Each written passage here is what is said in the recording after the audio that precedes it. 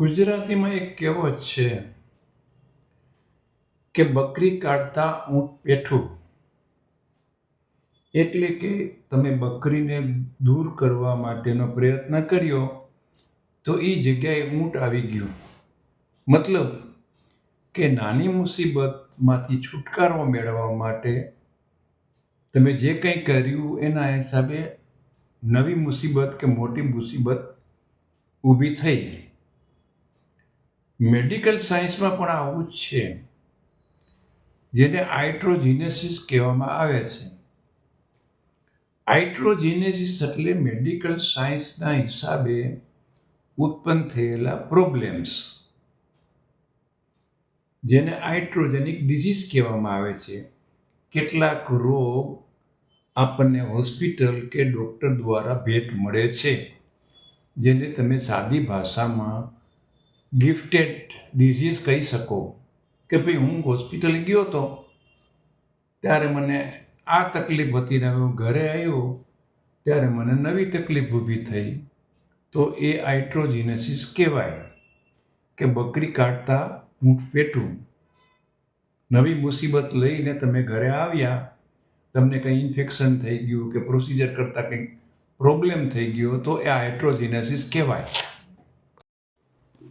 જો તમારે આઇટ્રોજેનિક ડિઝીઝથી બચવું હોય, આઇટ્રોજેનિક એટલે કોઈ પણ તમે સારવાર માટે જાઓ અને નવી મુસીબત લઈને આવો તો એ આઇટ્રોજેનેસિસ થયું. ધારો કે તમે તાવની સારવાર માટે ગયા અને ડૉક્ટરે તમને ઇન્જેક્શન આપ્યું કે બાટલો ચડાવ્યો.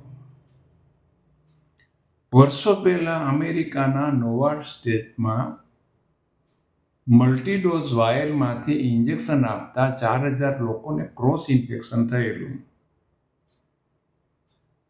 તમારે આવા ક્રોસ ઇન્ફેક્શનથી બચવું હોય તો બિનજરૂરી બાટલા કે ઇન્જેક્શન અવોઇડ કરો. જરૂર હોય તો તમારા ડૉક્ટર એમ્પ્યુલમાંથી ઇન્જેક્શન ભરીને આપે એનો આગ્રહ રાખો. બીજું, તમે જે ઇન્જેક્શન લ્યો છો જેના માટે તમારે ડૉક્ટરને સિરિંજ અને સુઈની જરૂર હોય છે, એ ડિસ્પોઝેબલ ઉપયોગ કરે એ પણ તકેદારી રાખો. કારણ કે જો બરાબર સ્ટરીલાઇઝ થયેલી નીડલ નહીં હોય તો આગલા દર્દીનું કોઈ પણ શરીરમાં રહેલું ઇન્ફેક્શન, હિપેટાઇટિસ, કમળો કે HIV થવાના ચાન્સ તમને ખરા.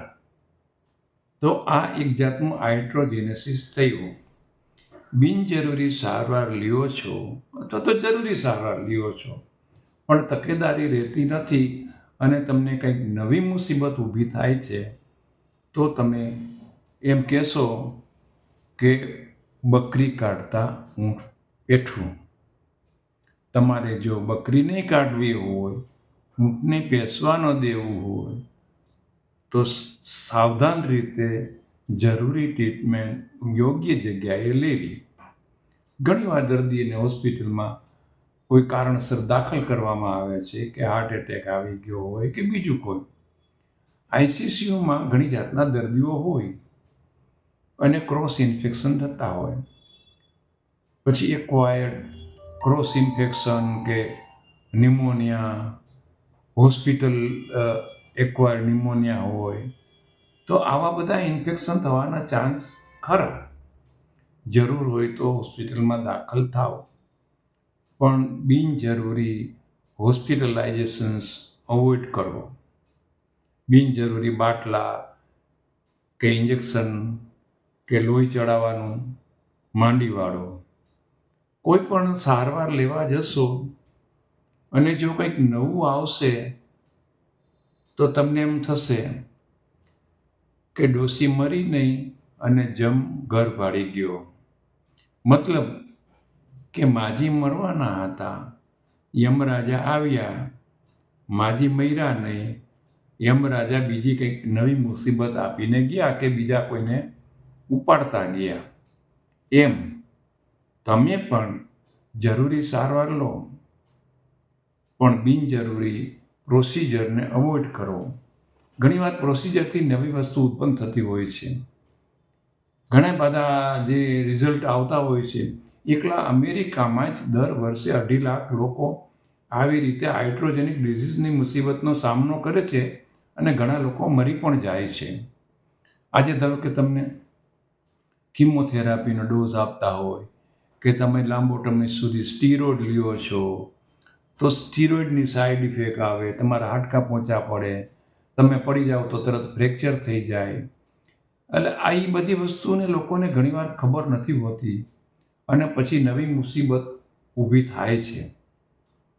તો બકરીને કાઢવી છે, ઊંટને પેસવા ન દેવું હોય તો ધ્યાન રાખો. પીળું એટલું બધું સોનું નથી હોતું. બધા ડૉક્ટરો ખરાબ નથી હોતા, બધી હોસ્પિટલોમાં આવું થાય છે એમાંય હું નથી કહેતો, પણ ક્યાંક ક્યાંક આવું થાય છે.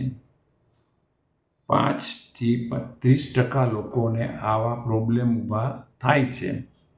સારવાર લેતા વખતે થયેલી સાઈડ ઇફેક્ટ, પછી દવાની સાઈડ ઇફેક્ટ હોય, એન્ટિબાયોટિકની સાઈડ ઇફેક્ટ હોય, એન્ટિબાયોટિક ઇન્ડ્યુસ ડાયરિયા બહુ કોમન વસ્તુ છે, ઝાડા થઈ જાય, ડિહાઇડ્રેશન થઈ જાય. માટે બને ત્યાં સુધી બિનજરૂરી પ્રોસિજર, બિનજરૂરી હોસ્પિટલાઇઝેશન, બિનજરૂરી ઇન્જેક્શન લેવાનું ટાળો. જરૂર હોય તો સારવાર કરવાની કોઈ મનાઈ નથી. હું કોઈ મેડિકલ સાયન્સનો વિરોધી નથી કે હું ક્રિટિસાઇઝ નથી કરતું, પણ લોકોને પ્રોબ્લેમ ઊભા થાય છે. આજે ધારો કે તમને દાખલ કર્યા ને પેશાબની નળી નાખી, તો એમાંથી જે ઇન્ફેક્શન થાય છે એ કંટ્રોલ કરતાં મહિનાઓ લાગી જાય છે. તો આ જરૂરી હતું? જરૂર હોય તો કરવાનું, પણ ઘણીવાર બરાબર એસેપ્ટિક પ્રિકોશન ન લીધી હોય તો ઇન્ફેક્શન થઈ જાય. એમ કોઈ પ્રોસિજરથી ધારો કે નળીમાં પંચર પડી ગયું કે તમારું એન્જિયોગ્રાફી કરતી વખતે કાંઈક બીજા પ્રોબ્લેમ ઊભા, તો બને ત્યાં સુધી સેફ સાઈડમાં રહેવું. ધીમી ગતિએ વાહન ચલાવો તો એક્સિડન્ટ ન થાય અને તમે માંદા ન પડો અને સારવાર લેવા જવું ન પડે. Thank you.